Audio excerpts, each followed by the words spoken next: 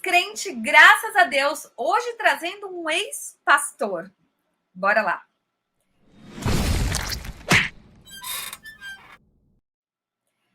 Oi, gente, eu sou a Prace, esse aqui é o canal Na Descoberta de Mim e toda semana eu tô trazendo alguém para falar como foi a saída da igreja e a redescoberta da fé, a não descoberta, enfim, por onde está a pessoa neste momento.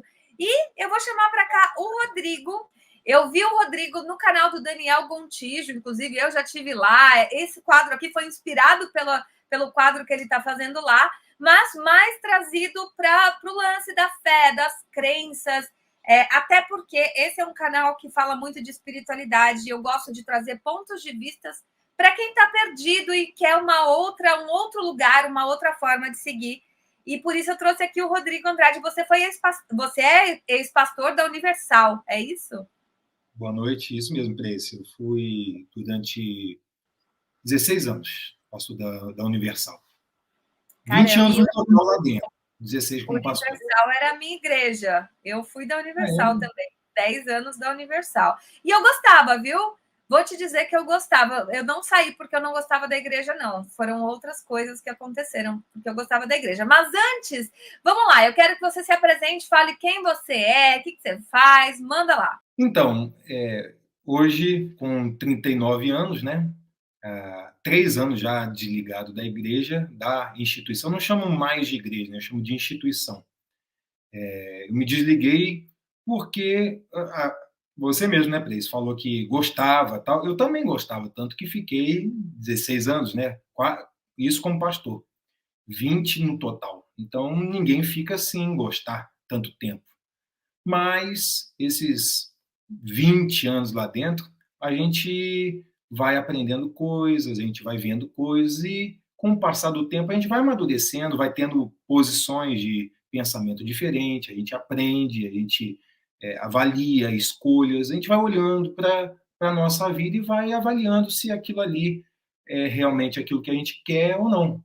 E eu cheguei a um ponto de achar que não era mais aquilo ali que eu gostaria, que eu queria continuar e sair. Hoje eu estou terminando a faculdade, lá não pode estudar, né? Mas assim que eu saí, eu já comecei a faculdade, inclusive de teologia, para poder aprender mais sobre o assunto, poder entender melhor a história das coisas. E estou no último semestre de teologia, tenho uma fábrica de móveis de madeira reutilizada, né? É um pouco de trabalho meio social, meio natureza, meio trabalho, né? Fonte de renda. Faço móveis de pallet e é isso. E a gente segue um trabalho social também. A gente tem aqui na cidade um abrigo com as crianças e a gente reúne amigos e a gente junta doações de alimento, de roupa, e eu presto serviço lá, voluntário, de não só apoiar as crianças, também assim, como se fosse um zelador, né, voluntário. E a gente faz reforma, tudo com a ajuda da galera aí que acompanha nosso trabalho no Face, no YouTube, no Instagram, essas redes sociais, né? Show. Como você começou na igreja, na fé? Como você foi apresentado a tudo isso? Eu comecei um amigo da minha rua, bem ali bem juventude, eu não tinha nem 20 anos. Ele começou aí na igreja, na instituição, e ele era roqueiro, a gente fazia, invadia cemitério para pegar caveira, crânio, para invernizar, pegar morcego, matava morcego, empalhava o morcego, deixava ele pendurado assim. E esse cara muito doidão, e eu também muito doidão, ele foi para lá e maneirou. Começou a mudar o jeito de agir, de viver, uma outra vibe dele, e a gente achou legal aquela mudança, aquela transformação dele, e eu acabei indo por causa dele. Mas logo saí, que eu não gostei.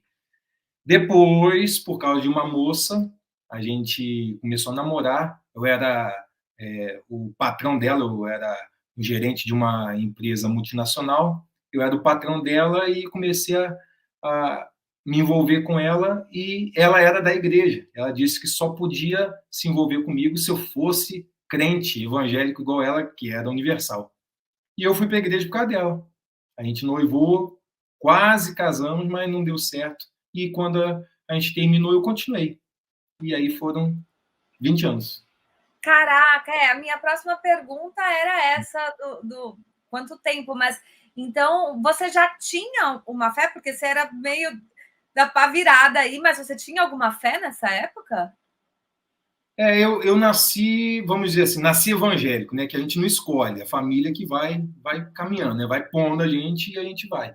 Nasci evangélico, mas assim, eu fui em tudo quanto é igreja que você imaginar, eu só não fui em algo ligado a espiritismo, mas da minha infância até a Universal, eu fui tudo quanto é igreja evangélica que você imagina, de denominações, de pensamentos diferentes, tudo.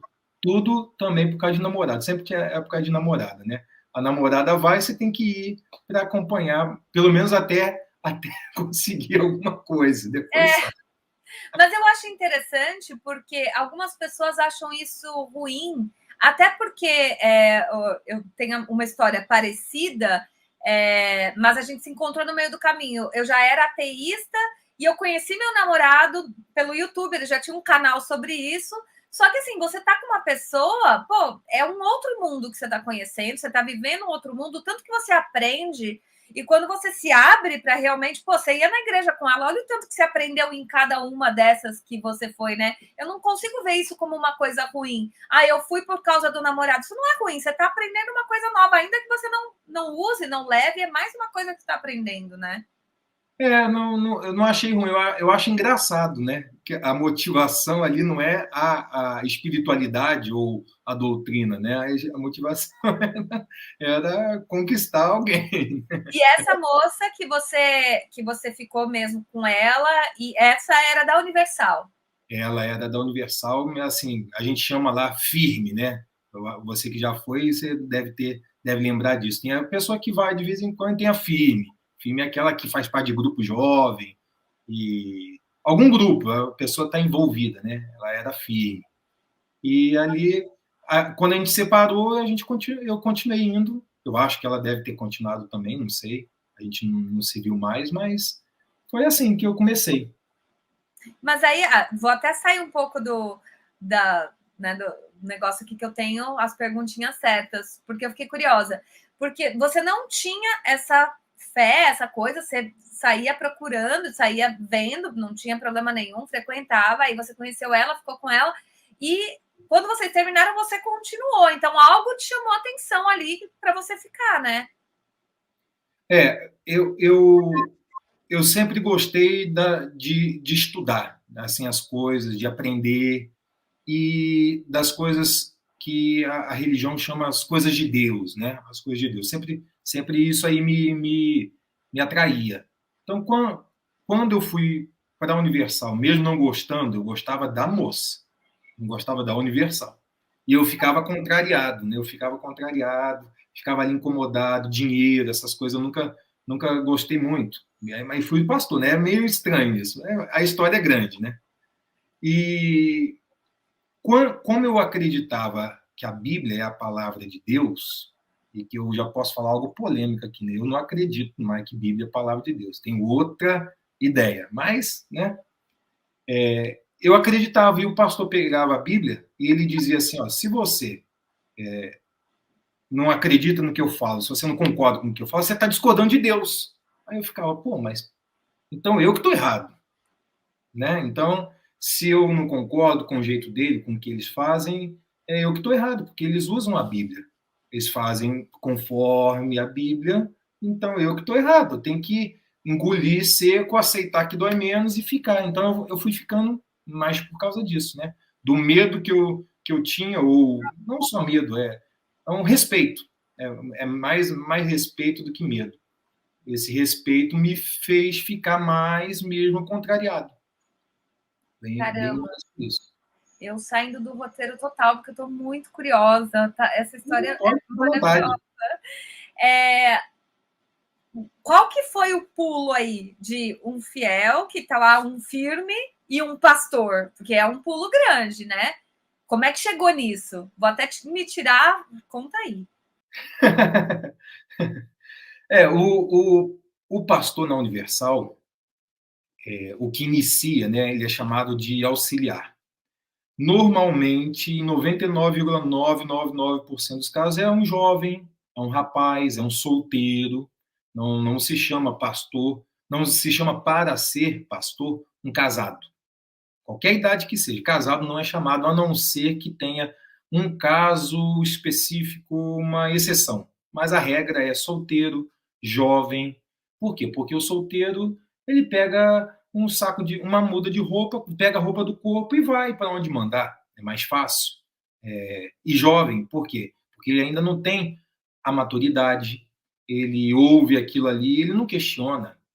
Ele é fácil de você manipular e mostrar uma visão futura. Olha, você vai ganhar almas, você vai ser um homem de Deus, vai pregar pelo mundo o evangelho, você vai ser usado por Deus. Então, isso motiva, isso atrai o cara, o jovem que normalmente começa viciado, começa uma vida, às vezes, na miséria, às vezes passa necessidade em casa, e quando ele chega na igreja, ele é sim, senhor. É o senhor, normalmente chama de senhor. Né? O obreiro, que é um cargo abaixo, o primeiro cargo mesmo é o obreiro. De obreiro vai para o pastor, o auxiliar. Então você já é senhor. Você usa terno, gravata, você já tem uma autoridade, você manda uma senhora tem idade para ser sua avó, te chama de senhor. Então, aquilo ali vai causando um brilho, vai atraindo o jovem, vai, vai mostrando. Você vê o pastor lá, todo mundo obedece, todo mundo, quando ele fala senta, senta, quando fala levanta, levanta, quando fala vai, vai, quando fala vem, vem, aquilo ali brilha os olhos do jovem. Então, é fácil. O jovem não vai questionar, porque quem está falando ali é uma autoridade de Deus. Você não vai dizer que está errado, jamais, porque é o pastor, é o sim senhor. Então, é fácil motivar o jovem. Dificilmente um jovem, nessa linha de pensamento, diz não. Tem, mas normalmente não. Não diz não. Normalmente ele diz sim e vai. Daí, você não tem opção mais. Quando você entra como pastor, a sua vida não é mais sua. Você não pode escolher a roupa que veste, você não pode escolher com quem você namora ou casa, você não pode escolher aonde você mora, você não pode escolher o que vai falar num culto. Você é o pastor, você quer pregar algo, você não pode escolher. A sua vida é toda guiada, moldada e trabalhada pela liderança da instituição. Mas no começo isso é muito bacana, você acha isso legal, você acha isso o Espírito Santo, você acha isso Deus te usando.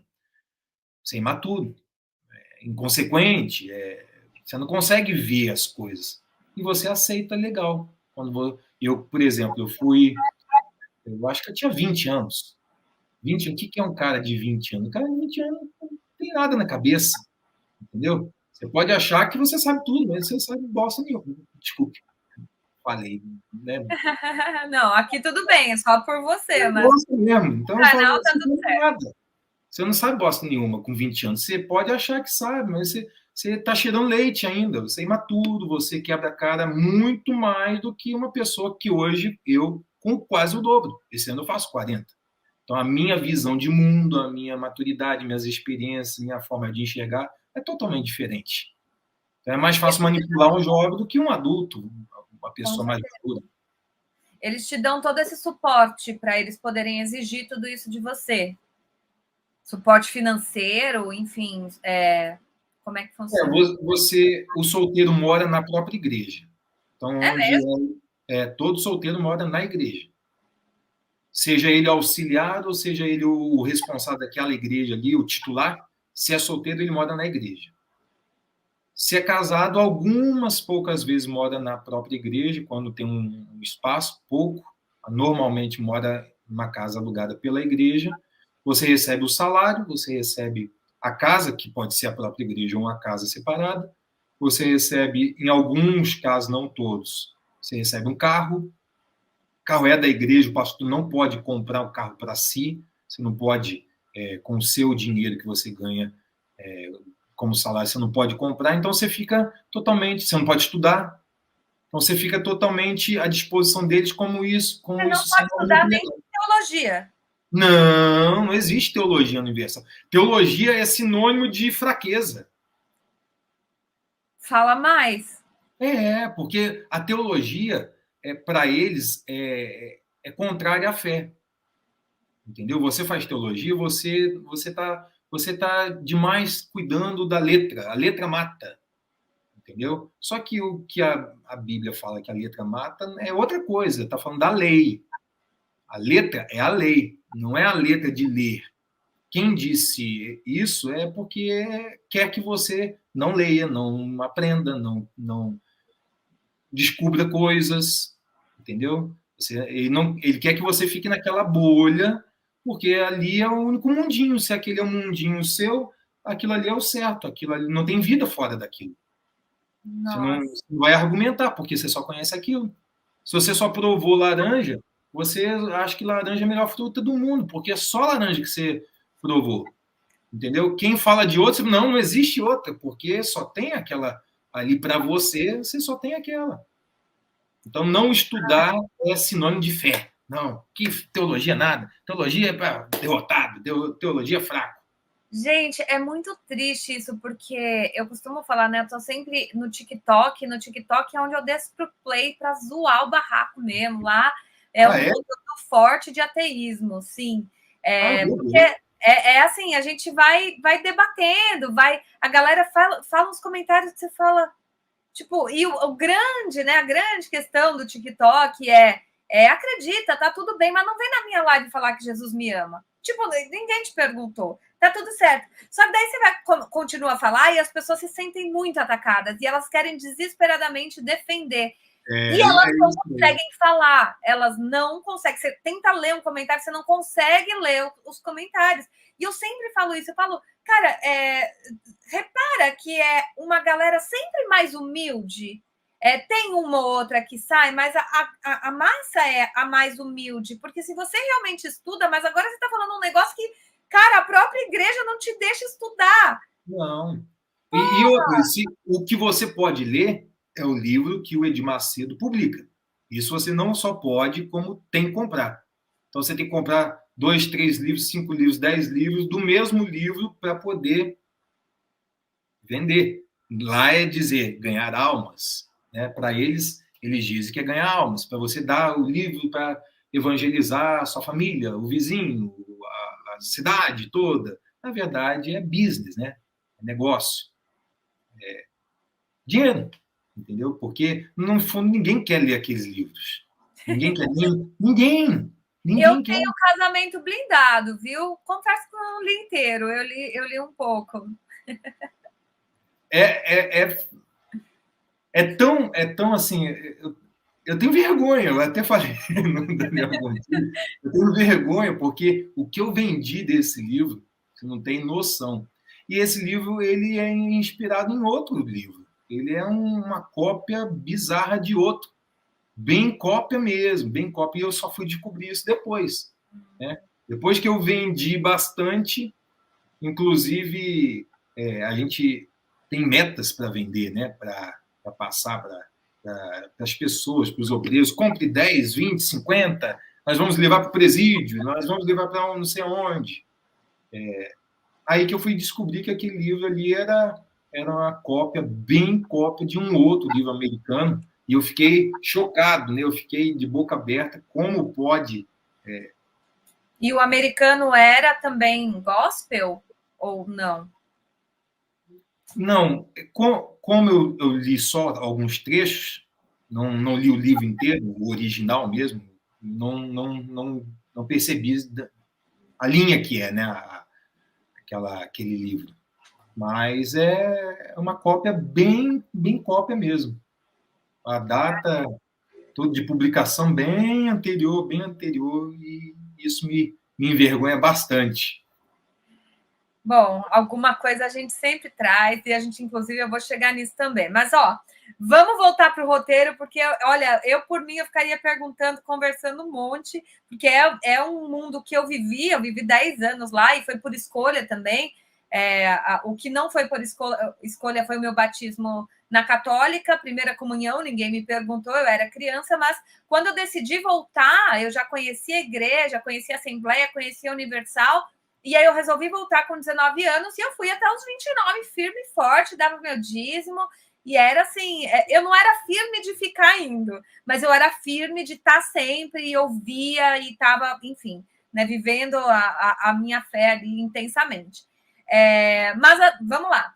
Como começou esse processo de querer sair da igreja? E eu já dou um spoiler aqui, porque geralmente eu faço a pergunta de o processo de descrentice, de descristianização, mas a gente já sabe, pelo menos o que eu conversei por cima, que o Rodrigo tem uma fé, a gente vai falando isso mais para frente, mas eu quero saber como é que você começou o processo de querer sair da igreja. Eu escondido, eu lia bastante literatura de fora, né? De tudo. Escondido, se você falar isso, é um absurdo. Mas o primeiro ponto, a primeira coisa, assim, foi em relação ao famoso dom de línguas, né? As línguas dos anjos, que a gente, lá dentro, é uma lei, você só é de Deus, só é batizado com o Espírito de Deus se você fala nas tais línguas de anjo. Isso é uma regra. Se você não fala língua de anjo, você não é batizado com o Espírito Santo.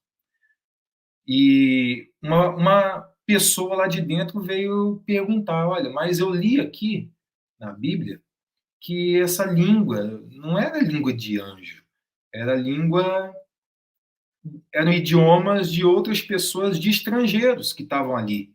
Mostrou todo o contexto, aí eu falei: não, não, não, é de anjo, você está enganada. Ela falou: lê então. Aí eu fui ler. E, desculpa, eu dou risada. E é nítido o texto que fala, quando eles falaram ali na Bíblia, que aquelas pessoas falaram nas línguas dos estrangeiros que estavam ali, nos idiomas dos estrangeiros. E aí meu mundo caiu, porque uma simples interpretação bizarra uma outra coisa, uma outra doutrina, uma coisa que não tem nada a ver de dom de língua de anjo. Aí eu fui procurar saber por quê, como que eu aceitei uma coisa tão nítida que não tem nada a ver, e dali eu fui achando outra coisa, aí eu vi sobre dízimo, eu vi sobre as coisas de Jesus, eu vi sobre a lei, eu vi sobre tudo que eu ensinava ali como pastor, aqueles 16 anos, eu comecei a questionar. E ao questionar, você vai vendo que está um monte de coisa errada. Na verdade, boa parte, não, quase tudo ali é errado. Quase tudo que ali ensina é errado. Não vou dizer que é tudo, porque eles não são burros também, né? Não é só coisas ruins. Tem algumas coisas boas que misturam com as coisas ruins e você acaba fazendo todo o balaio como coisas boas. Você junta um monte de mentira com algumas verdades, parece tudo verdade. Então eu comecei a questionar tudo que eu falava, desde o dízimo, demônios, línguas, todas as doutrinas da igreja, e eu comecei a contrariar todas elas ainda como pastor. Ainda como pastor, eu mandei uma mensagem, um e-mail para o líder do Brasil, para o bispo líder do Brasil, e ele falou que eu estava pensando demais, estava muito reflexivo, que eu tinha que só crer no que a direção da igreja dizia. Aí foi onde eu decidi, coloquei dentro de mim. Então, se eu estou pensando demais e estou errado por isso, então eu não fico mais. Aí eu decidi sair. Foi bem assim. E é simples assim ou tem alguma burocracia de não poder, algum contrato? Não, Matar o primogênito, sei lá. não entendi essa última parte que você falou. Matar o primogênito, sei lá. mandar praga para tua casa, cortar o prepúcio, sei lá, vai que, né? Não, eu era um pastor regional. O pastor regional é o pastor que cuida de outros pastores, né? Um pastor de uma patente mais alta, vamos dizer assim. Então, é um pastor-chefe que cuida de outros. Então, eu cuidava de uma sede regional e ali, quando o dia que ia começar a vender o ingresso para o novo filme do Edir Macedo, eu decidi não mais participar e eu simplesmente saí. Eu e minha esposa, eu fiz compra, olha só, né? Fiz compra, porque a casa é da igreja, então eu fizemos uma faxina na casa, fiz compra, enchi a geladeira, coloquei um chocolatinho assim ó, no travesseiro, lavei o carro, abasteci o carro, dei uma faxina na igreja e mandei uma mensagem para o líder do estado dizendo: ó, não faço mais parte a partir de hoje. Ele levou um susto, né? Porque normalmente um pastor só sai por causa de um pecado, porque roubou, porque traiu a mulher, porque fez alguma coisa, uma besteira. Né? Dificilmente um pastor sai porque simplesmente ele discorda de como as coisas estão. Entendeu? Dificilmente, porque discordar da forma que as coisas estão é discordar de Deus. A igreja é Deus, o bispo é Deus. Então, se você contraria, você está contra Deus. Então, o pastor não vai fazer isso. Então, quando eu me desliguei, foi um susto do líder, um susto para as pessoas, um susto para todo mundo. Foi bem, bem trash. Isso vai puxar minha próxima pergunta, que está no roteiro, mas antes eu quero fazer uma que não está no roteiro por pura curiosidade e não por mim, porque, inclusive, o meu pensamento, depois eu te falo o meu pensamento sobre isso, mas eu quero saber uma coisa: pastor ganha bem? Depende. Depende. É igual jogador de futebol, né? A gente conhece o Neymar, a gente conhece o Ronaldo, que jogou, a gente conhece o Messi, são riquíssimos, né? Mas a maioria dos jogadores de futebol no mundo, no Brasil, então, ganha salário mínimo. A realidade é essa. Na igreja, a mesma coisa. A maioria dos pastores ganha menos que um salário mínimo. O solteiro, por exemplo, ganha R$ 500. Eu, casado, cheguei a ganhar meio salário mínimo. Casado. Na época, né, em 2007. Na época, não lembro quanto era o salário mínimo, mas eu lembro que o meu salário era meio salário, mesmo casado. Mas um pastor hoje, né? Hoje, por conta de leis, o pastor, nem pastor, nem padre, nem sacerdote de alguma religião, não existe carteira assinada. O Brasil não reconhece o sacerdócio, qual seja, qualquer religião, como vínculo empregatício, vocação. Então, não pode ter carteira assinada, mas tem todo a prestação ali de serviço, o vínculo, né? Que não é o vínculo vocacional. Um pastor solteiro ganha máximo aí um salário mínimo mesmo. Um casado ganha dois, três no máximo. Agora, um regional aí já começa, né? Regional já é um cargo de confiança. Aí tem regional que ganha 5 mil, 7, 10, 15, 20, 30. Aí vai. Bispo, 50 mil, 100, 200, Mas 500. não tem nada a ver com porcentagem arrecadada. Não. O que a gente ganha de porcentagem da venda do jornal. O jornalzinho que dá lá, que vende, R$ 1 ou R$ 2, não sei quanto. Aquilo ali tem uma porcentagem que varia de épocas, né? Às vezes é 25 centavos de cada jornal, às vezes é 50, cada lugar varia. Aí sim, o pastor ganha a comissão do jornal. O salário do pastor é aumentado ou diminuído pelo prestígio que ele tem de arrecadar, isso sim. Então, se ele arrecada bastante, ele não vai receber mais diretamente por isso, mas a liderança da igreja vê que ele arrecada bem e, assim, vamos dizer, bonifica ele, né? Presenteia ele com um carro melhor, com a casa melhor, com um salário maior, aí isso é verdade. Mas não especificamente do valor que foi arrecadado. Entendi. Eu ia falar, né, sobre a minha visão disso, porque as pessoas, quem está de fora, acho que quem não viveu, principalmente, não entende muito o que acontece ali nesse âmbito de fé, de você estar realmente esperançosa que alguma coisa vai acontecer, que algo vai ser mudado. E eu dava meu dízimo com alegria, eu fazia os desafios, era com alegria.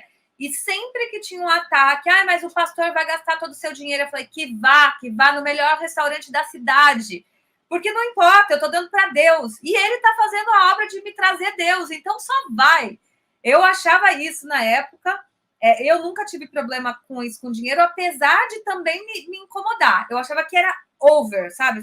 Gente, eu já entendi, eu já dou dízimo, já entrei no desafio, mas eles lançaram vários no mesmo. E aí você já fala, cara, eu só quero ouvir a palavra, me fala a palavra, vai.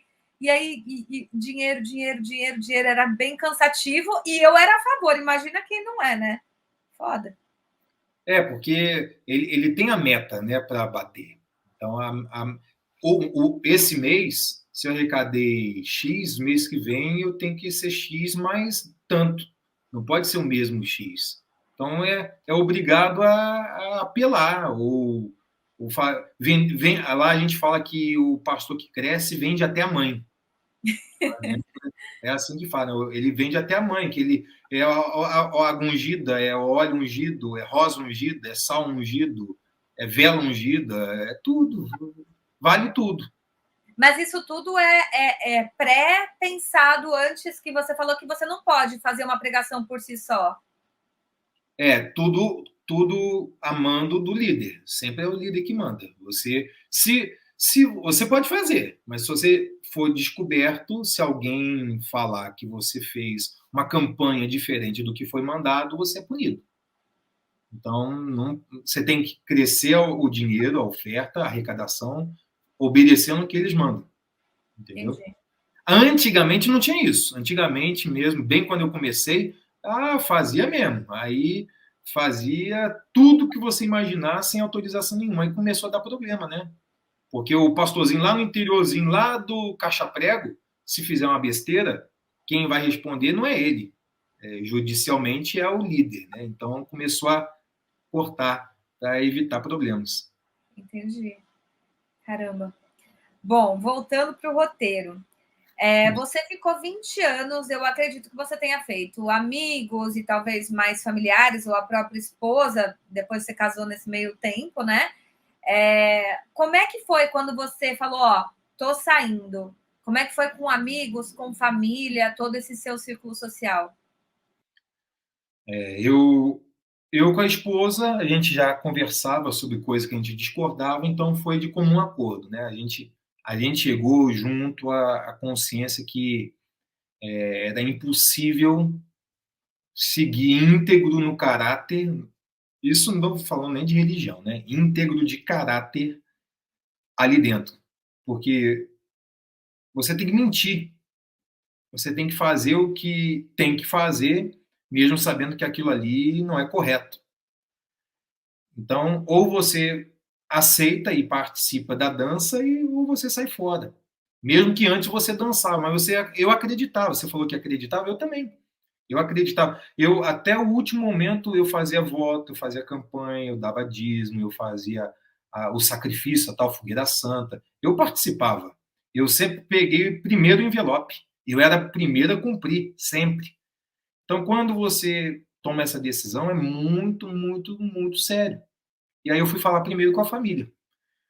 Eu sou do Rio de Janeiro, do interior, Volta Redonda. A minha esposa é de São Paulo.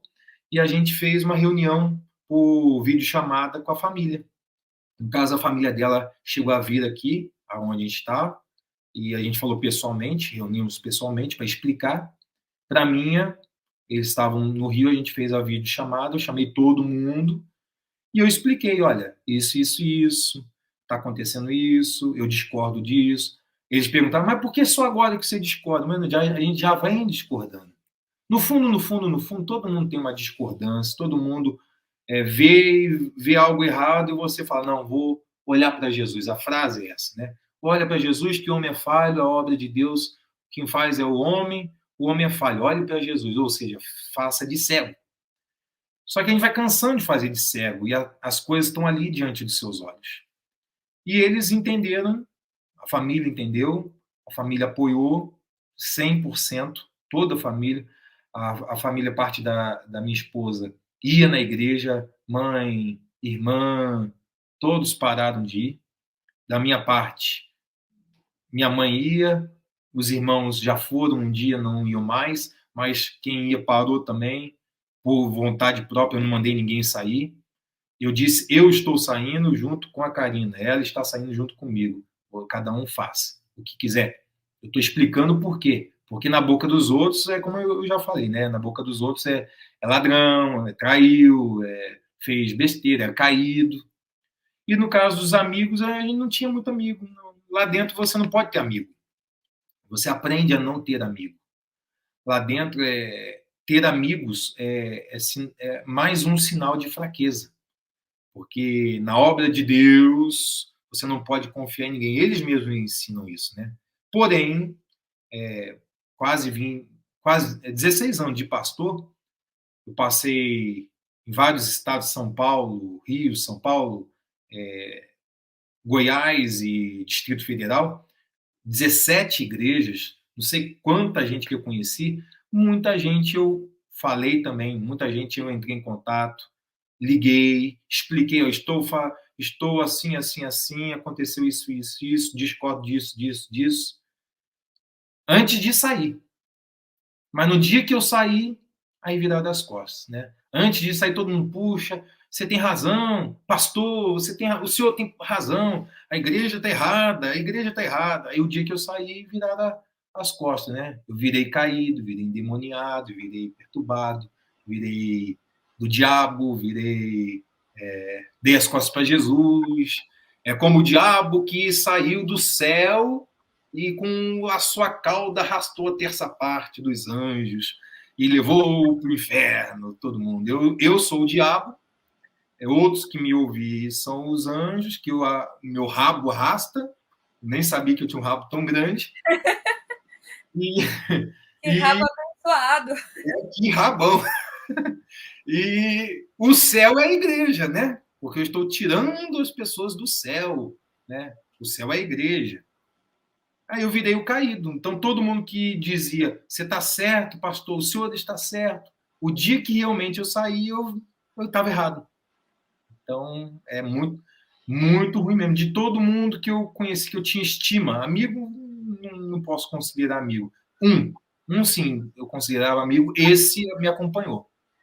Esse me apoiou. Não falei para ele sair também, mas ele entendeu que as razões que eu tive também eram razões para ele.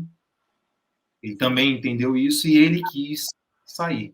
Esse é meu amigo mesmo, que eu considero. E outros depois, né? Foram descobrindo junto com a gente, foram saindo também. Eu, às vezes, converso sobre isso com o meu namorado.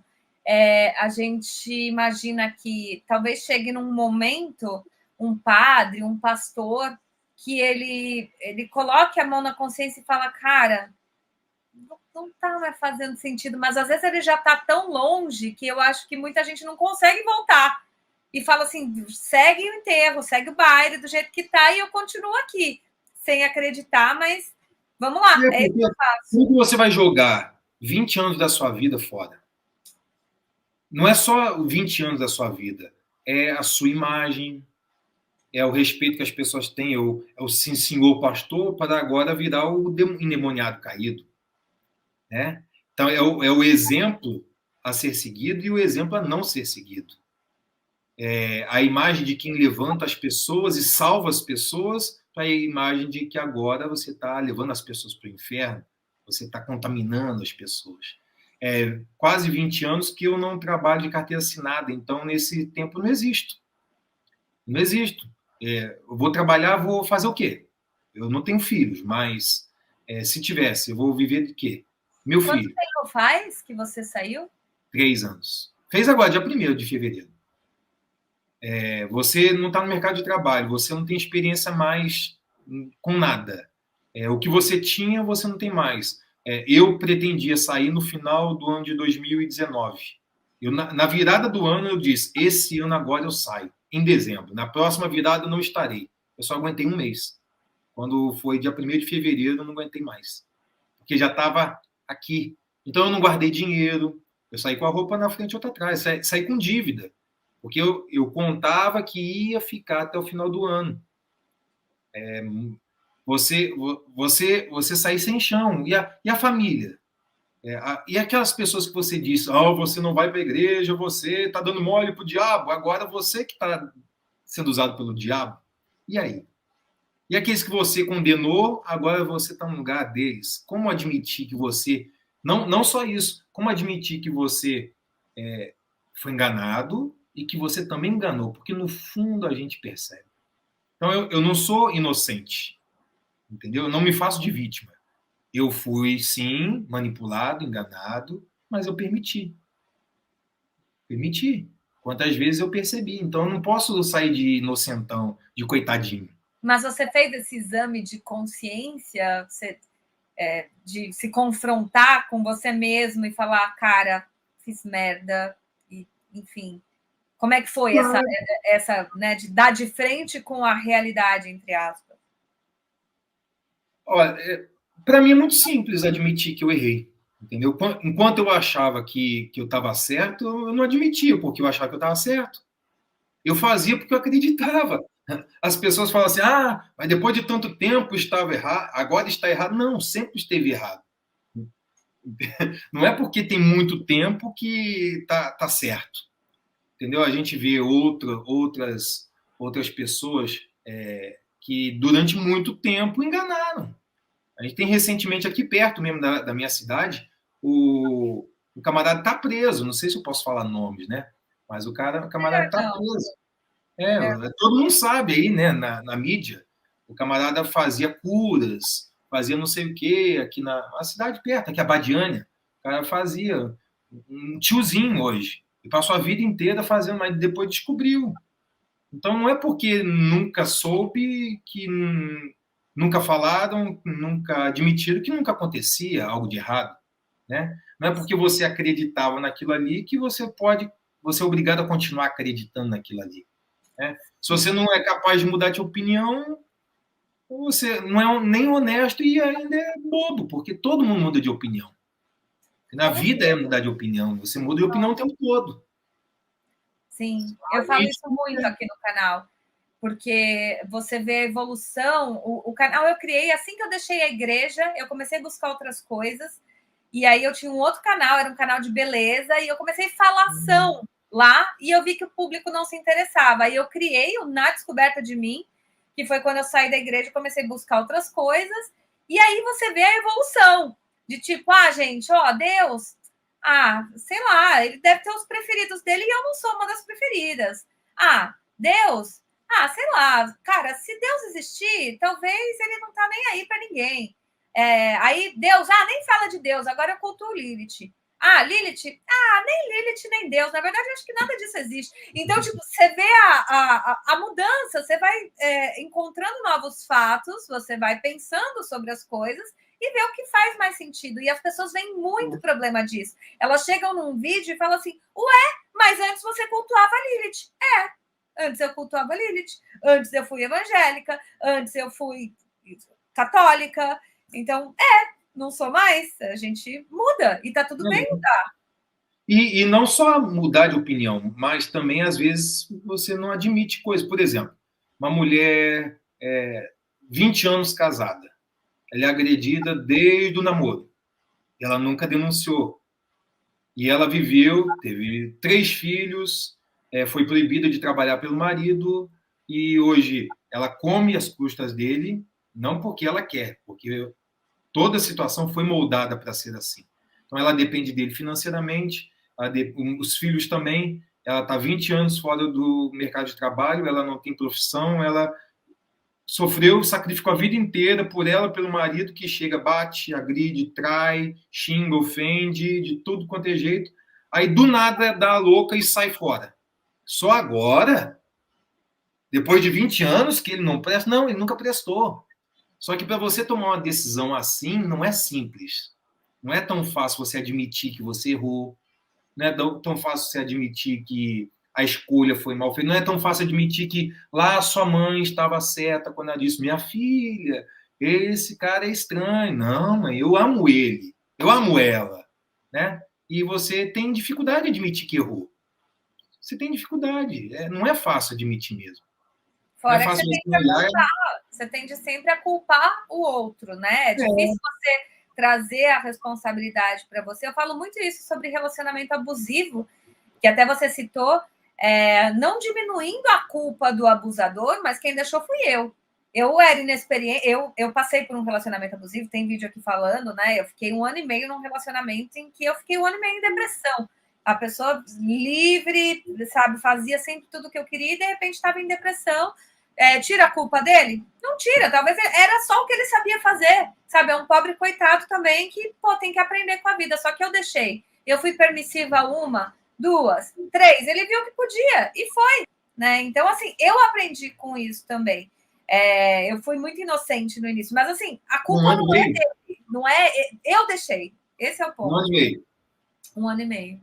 Mas ele só não prestou depois de 1 ano e meio ou ele já tinha Ele problemas? era desde o início. Desde o Então, início. então esse argumento de dizer depois de tanto tempo, isso aí não existe, é um argumento falho. Entendeu? Sim. Tomar decisões assim na vida não é tão simples assim. Se fosse simples, nenhum casamento era abusivo, nenhum relacionamento era, ninguém era enganado, ninguém era passado para trás. Numa empresa, quantas pessoas podem trabalhar numa empresa anos desgostosa, insatisfeita, mas ela não tem o que fazer, ela vai para onde? Ela engole, ela aceita, mesmo não gostando. Gente, você dizer que aquela pessoa, porque muito tempo se passou e ela não tomou atitude, não é tão simples assim. Tomar atitudes para a vida não é igual trocar de roupa. Entendeu? Não é tão simples assim. Sim. Bom, eu quero saber o que todo esse tempo na igreja, nesta fé em específico, né? O tempo que você estava lá, o que tudo isso te trouxe de bom? O que você viu de bom? O que mudou em você para melhor? Primeira coisa de bom é minha esposa. Foi lá que eu a conheci. Eu era o pastor dela. Então, eu só a conheci porque eu fui transferido do Rio para São Paulo, justamente para a igreja que ela frequentava, que ela era obreira. O pastor só pode casar com obreira. Então, ela sendo obreira, a gente namorou e casamos. Então, a primeira coisa de bom foi isso, né? É uma pessoa que realmente é minha companheira, minha amiga, é tudo. Ela é tudo que eu poderia precisar e além. Então, é a melhor coisa. Mas também tem coisas boas. Por exemplo, lá ensina bastante as pessoas a não desistir. Não desistir daquilo que você quer. Do seu sonho, do seu objetivo, do seu ideal. Isso é legal. Isso é legal também. Embora o objetivo disso é um outro objetivo, né? Não é tão legal, mas ensinar as pessoas a nunca desistir é uma coisa muito bacana. Resumo é isso. Eu acho que não tem muito mais do que isso, não. Porque o objetivo disso é, no fundo, tirar alguma coisa da pessoa, infelizmente, né? Você não desistir, por exemplo, se você está desempregado, é porque você, desempregado, não tem dízimo. Entendeu? Então, infelizmente, o conteúdo é bom, mas o objetivo por trás daquilo ali é ruim. Aí já estraga para mim, né? Olha, eu lembro muito disso. Eu lembrava como eu saía renovada, assim, nossa, Motivado. eu faço tudo, exatamente. Era uma coisa que você chegava lá assim e você saía. Nossa, e eu adorava isso, essa sensação de tipo, não, eu posso sim, vai dar certo sim. Eu sempre fui muito sonhadora, sempre, nossa. Isso é Então, bom, isso é bom, é sim, lógico. sim, era muito bom. Essa era a parte que eu gostava mais. Assim, até o povo fala muito da teologia da prosperidade. Eu falo, cara, a Universal era a minha igreja. Eu sempre fui ambiciosa. Eles falavam de dinheiro, eles falavam que eu não podia ter pouco. Até eu nunca esqueço essa cena. Uma vez estava eu e minha mãe até hoje ela curte, né? Ainda tá, assim, enfim, adepta, pelo menos do rádio e tal, não é super de frequentar, mas ela curte. E aí, uma vez a gente estava no culto, e aí eu e ela do lado, o pastor lá pregando, daqui a pouco o pastor começa assim, porque Deus, ele não quer que você passe na frente daquele restaurante que você não possa entrar, aquele restaurante que você mais gosta. Cara, isso era a minha realidade com a minha mãe, porque a gente vivia para comer. A gente tinha dinheiro, a gente não gastava com nada mais, a gente guardava para ir num restaurante que a gente gostava. Mas é bom demais comer, né? Pô, demais da conta. Quando ele fala isso, ele assim, Deus não quer isso pra tua vida não, meu irmão. As duas, só a gente na igreja. Amém. Cara, pra quê? A gente abaixou as duas e deu um ataque de riso. Porque ele falou tão pra gente, eu falei assim, gente, mas é isso. Isso é muito reflexo do que a gente queria. A gente tava lá, cara, eu tô no time que tá ganhando, então eu tenho que ser abençoada. Eu escolhi o time certo. Então era isso que eu Mas esperava. isso é uma tática de motivar a pessoa para que ela frutifique e fique grata a quem falou, a quem ensinou, e a gratidão leva o dinheiro, entendeu? É usar uma ferramenta boa, é uma palestra motivacional, né? E eu era bom nisso aí, hein? Era bom nisso aí. Oh, Reunião de segunda-feira, reunião de segunda-feira. segunda, dos empresários. Oxe, faz. E eu era muito bom nisso aí. É mesmo.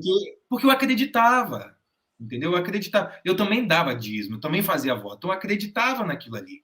Quando a gente vai entendendo o porquê, aí que a coisa, aí que mela o negócio. Quando você entende os bastidores, quando você é o pastor que está ali pregando, normalmente ele acredita, igual o povo, igual você. Você estava lá, amém, e o pastor também, entendeu? Porque para ele não é arrecadar dinheiro, é te abençoar.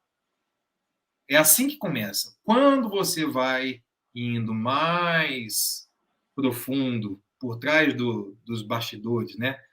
Por trás das cortinas, aí você vê que não é abençoar, porque o que se pergunta lá atrás para os regionais, para os líderes, é quanto dá.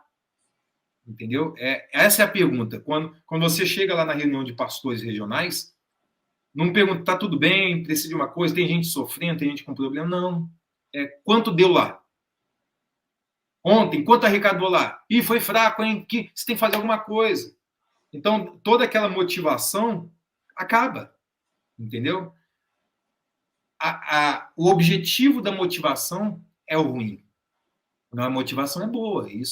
Se fosse só para ajudar a pessoa, para ela se sentir bem, igual um coach, é legal. Sim. Se fosse só o coach, legal. Embora o coach também é uma profissão, mas E direito o dele. coach também Né? recebe por isso, enfim, né? Mas ele recebe dizendo, eu recebo por isso. Né? Sim. É mais honesto. Sim. Já o pastor não, ele quer te abençoar, só que não. Entendeu? Porque se ele não arrecadar o que mandar ele arrecadar, ele sendo todo motivador do mundo, ele vai sair de lá. Ele vai ser tirado, vai ser colocado de castigo, e vai vir um outro que vai não tão motivar você, que não vai ter tantas palavras boas, mas vai arrecadar mais, e esse que importa lá dentro. Entendeu? Se você saiu bem ou não, se você saiu motivado ou não, o que vai ser visto é o caderno, é o capa preta. Lá a gente brinca que é o capa preta. É o livro do mês da arrecadação. E esse dinheiro todo ele fecha e vai para uma central. O pastor da igreja é proibido tocar na oferta. É pecado, é amaldiçoado, vai para o inferno. Lógico que muitos pegam, né? Muitos pegam. Só que se você cai a oferta, você é punido. Então, para um pastor pegar, ele tem que pegar se estiver crescendo. Ele não vai pegar deixando em falta. Entendeu? Então, para ele pegar, ele tem que estar crescendo tanto que o que ele pega não faça, não seja percebido. Entendeu? Então, dificilmente um pastorzinho ali pega. Dificilmente. Normalmente não. Mas tem. E tudo é juntado e vai para a sede regional, como, por exemplo, eu era, e aí da sede regional é mandado para a sede do estado. Ou depositado, se for algum lugar mais distante da capital. Uhum. Deus normalmente deposita no dia seguinte. Filho, sai da Chegou frente. aí. Filho, desce. Peraí. Tá. Continuando. toda essa vivência na instituição, ela trouxe algum... essa pergunta eu coloco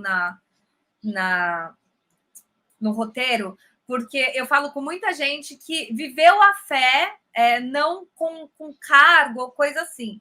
Então, até a pergunta pode até não fazer tanto sentido, mas de alguma forma, se você puder trazer alguma coisa nisso, que eu pergunto se a igreja trouxe algum trauma.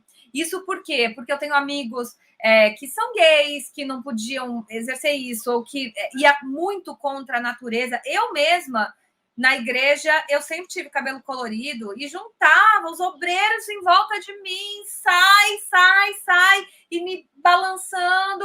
E, gente, eu tô aqui porque eu quero, sabe? Eu tô aqui porque eu quero. Eu tinha piercing e eles não se conformavam. Então, isso machuca muita gente. Você, claramente, mais esclarecido, teve aí uma linha aí de estudar e encontrar. Não sei se dá para usar a pergunta como trauma, se trouxe algum trauma para você, que foi alguma coisa que, nossa, dói até hoje, mas o que trouxe de ruim, que você fala assim, cara, isso aí foi foda, eu realmente aprendi, enfim. Para mim mesmo, a questão se trouxe para mim. Se trouxe alguma coisa ruim. É o que eu falei. Geralmente eu falo isso e a pessoa traz essas mágoas que ela teve com a igreja, com as coisas, assim, porque ela foi limitada por algum motivo, é o que eu falei, talvez não faça muito sentido para você, mas o que trouxe de ruim, de você falar assim, cara, isso aqui é um exemplo que realmente não quero, não vou seguir, enfim. Na verdade, assim, eu desde o início a gente vê coisas que a gente não apoia, que a gente não gosta, né? Mas eu sempre pensei que, sendo um pastor, eu ia fazer diferente. Por exemplo, você falou, né, de quem estava com cabelo, você estava com cabelo colorido, as obreiras queriam exorcizar você. Eu sempre quis fazer coisas diferentes. Por exemplo, eu não gostava muito de usar palavras dos, entre aspas, demônios que apareciam lá. Então, eu ia mais para o caminho que você falou de motivação. Esse era o meu foco principal.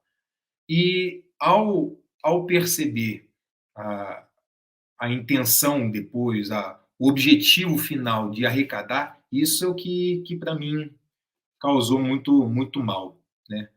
Muito, isso para mim eu tenho muito arrependimento de muita gente que deu o leite da criança, deu a casa que morava, deu o carro que era o meio de trabalho, deu toda a, a poupança que a vida inteira guardou, deu o salário todo e deixou de pagar o aluguel, deixou de pagar a escola dos filhos, deixou de assumir algum compromisso, ordem de despejo, deixou de tomar remédio porque creu que Deus ia curar e fazer um milagre. A pessoa pegou o dinheiro que era para comprar o remédio e colocar lá a meu pedido, quando eu falei faça assim, faça assim. E isso é o que me machuca bastante até hoje. Eu fico muito mal quando eu penso nisso. Embora eu já me perdoei, né? Porque eu acreditava. Sim. Mas, ao lembrar de pessoas, cenas e situações que aconteceram, isso ainda me traz muita tristeza. Fico muito triste comigo mesmo e é ruim pra caramba. Nossa, eu imagino mesmo.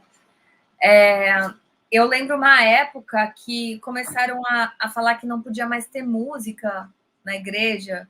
Não sei se pegou, se era em todas, porque não queriam que as pessoas agissem pela emoção, porque tem que agir pela razão. E sendo que assim, o que eu mais amava, nossa, quer me fazer chorar, começar, não há Deus maior, nossa, meu Deus, eu chorava, Senhor, eu tô aqui, olha para mim. Eu chorava. Mas aí, então, você que era membro, você ouvia isso. Eu que era o pastor, eu sabia o porquê disso. Teoricamente, para vocês, pode até, com a nossa explicação, fazer um sentido, né? Não, porque a fé, a música, a emoção atrapalha, mas na verdade não é isso. Na verdade é porque havia um contrato com músicos, né? Contrato sério. Tem a da Igreja Universal, é a Line Records. E tinha outras gravadoras. Tem inúmeras gravadoras antigas de música gospel, né? Que é o segunda linha de música que mais vende no Brasil. É o gospel, só perde para o sertanejo universitário. Então é business, né? Negócio, é dinheiro, muito dinheiro. E alguns estavam deixando a gravadora da Universal para ir para outra. Estava terminando o contrato, não vamos renovar, nós vamos fazer o contrato com outra gravadora. Ah, é? Você vai fazer com outra? Então, corta. Entendeu?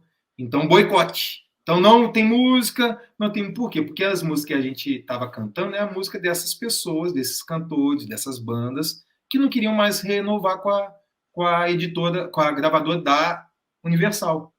Já que não quer, a gente boicota. Caraca, Então olha só. não é Deus, não é por causa da fé, não é por causa da emoção, é por causa de business. Entendeu? Olha Eu só. estava lá e eu participei disso. É isso aí que essa é a questão, né? Que eu te falei da motivação. É legal, você ensinar coisas boas, legal, mas a motivação disso. Por quê? Qual o objetivo disso? Não é te abençoar, entendeu? Então, pegar algo teoricamente verdadeiro e bom com fins ruins não justifica. Sim. Mas Não é eles legal. fazem obras sociais, não fazem? Então, a igreja em si, não. A igreja, não. Quem faz são os grupos, os obreiros, os membros, que são os mesmos que dão dízimo, que dão voto, faz campanha, eles doam os próprios alimentos para fazer o trabalho. A igreja mesmo não compra alimento, nunca. Nunca a igreja tira um valor X dos cofres da igreja, da arrecadação, para comprar alimento ou o que for. Jamais. Passada. Então, esse dinheiro inteiro fica para alguém. É, para a liderança. Então, aí, por exemplo, vai lá no presídio, não sei quantas roupas, não sei quantos kits de higiene para os presos. Ou água aconteceu lá na Bahia, o que aconteceu lá? Vamos ajudar a Bahia. Os membros se reúnem, os pastores, os membros convidam uns aos outros, arrecada, vai nos comércios. Cansei de fazer isso. Dá um ofício, vai nos comércios, pede quem pode ajudar, junta, põe na sacolinha com o coraçãozinho da Universal, a Universal que deu. Não deu, porque o dinheiro arrecadado não sai R$1. Caramba. Nunca. Bom. Nunca saiu R$1 do cofre. Nunca. Nunca. Não existe. Foda. Muito.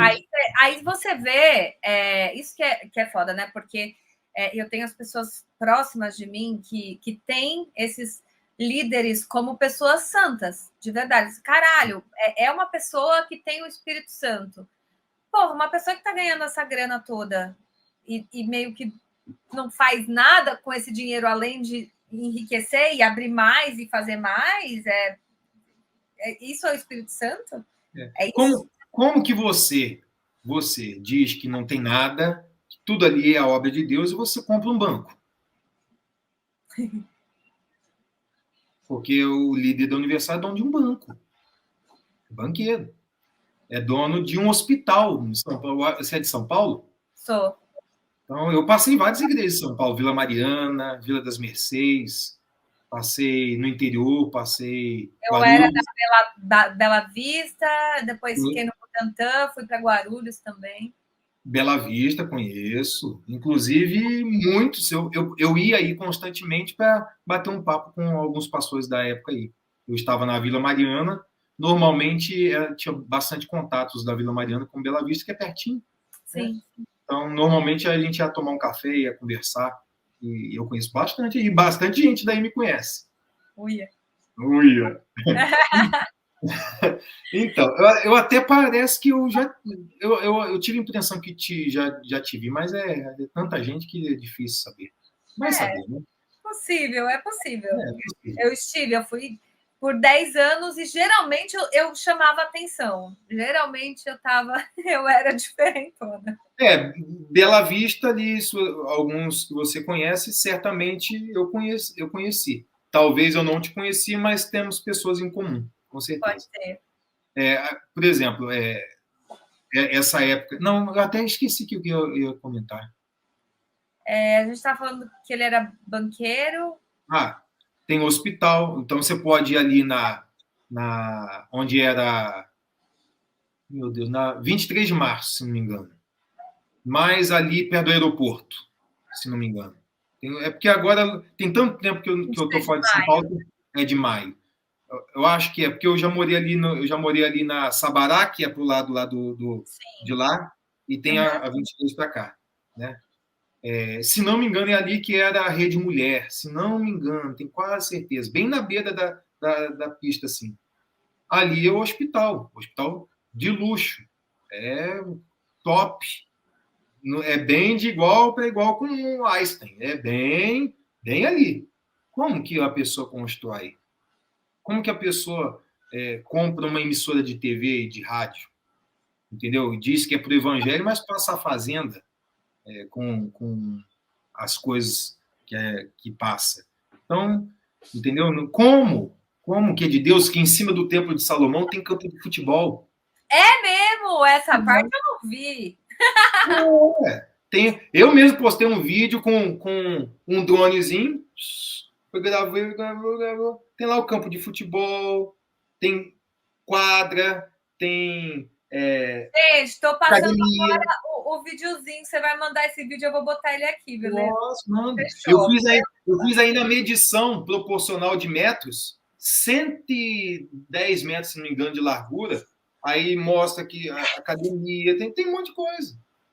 Caraca, não, o Templo de Salomão é gigantesco, né? Você entra lá, você fica maravilhado. Eu lembro que eu fui e falei, gente do céu. Como que é para Deus que tem um campo de futebol lá em cima? Deus joga futebol, então? É o que? Goleiro? Atacante? Então, essas coisas que a gente mostra para as pessoas, elas não acreditam. Eu até entendo, porque eu também era assim. Né?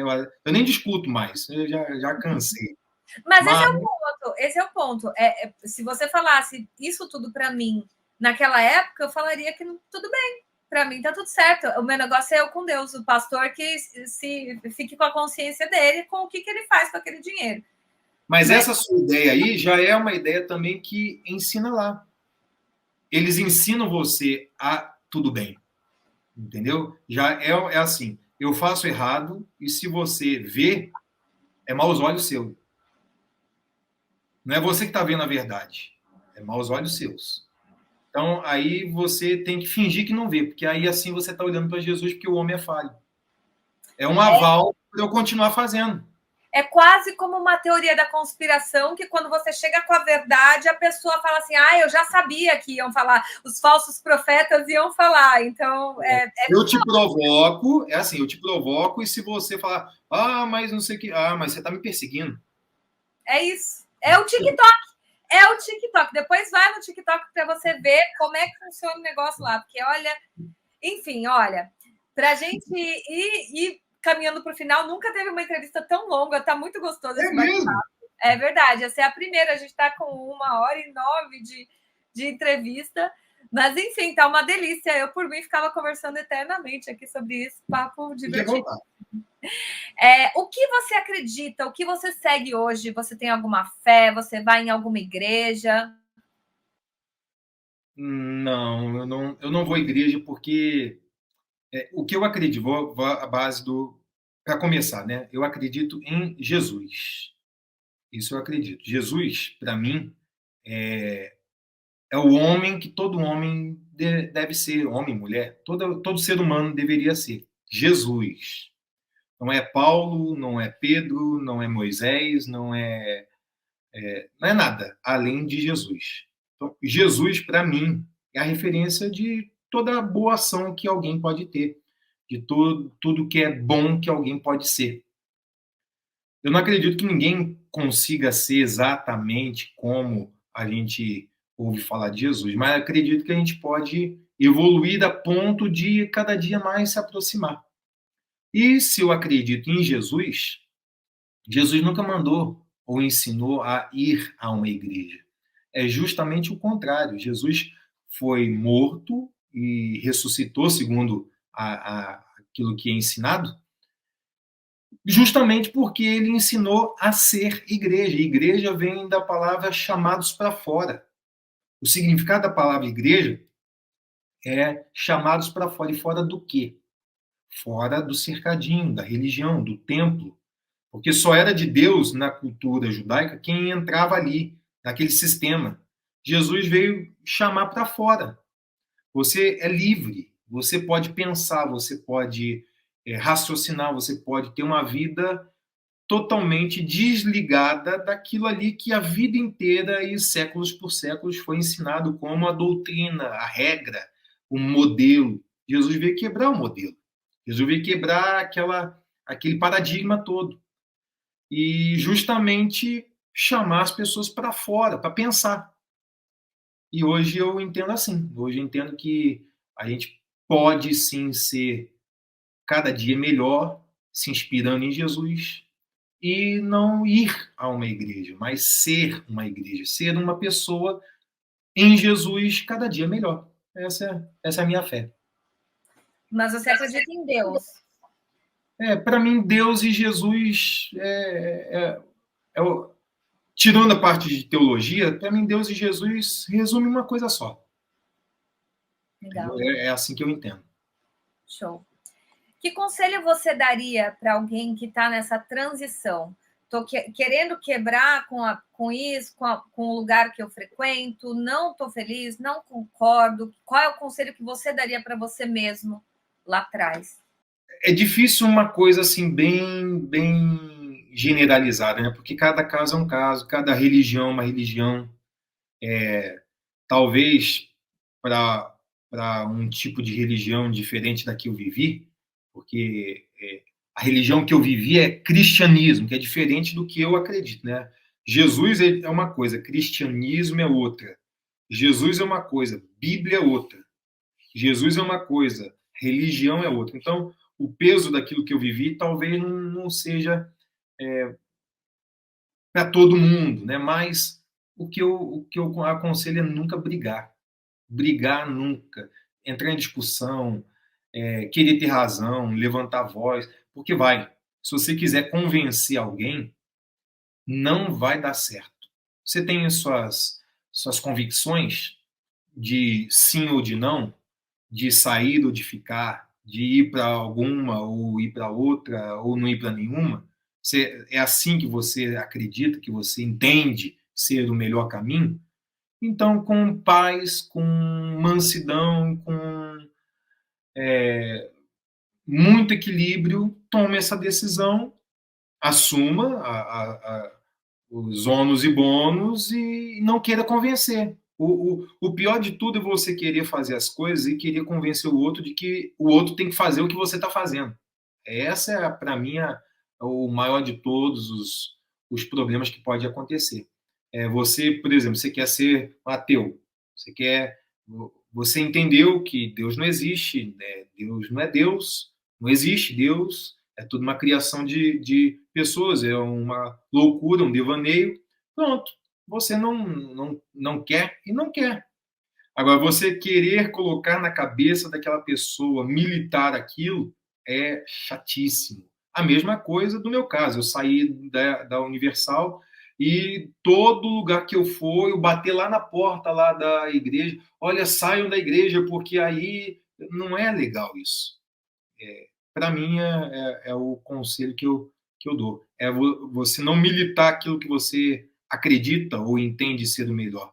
Você acha que é melhor? Você tem pessoas a explicar ou dar alguma satisfação? Porque a gente tem, como eu tive para minha família e alguns que eu considerei, eu expliquei sem querer que ninguém fizesse igual. Quem fez, fez. Quem não fez, não fez.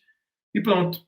Porque brigar é péssimo. Brigar fica marcas, fica palavra que não volta, machuca pessoas, fere gente que você gosta, gente que gosta de você.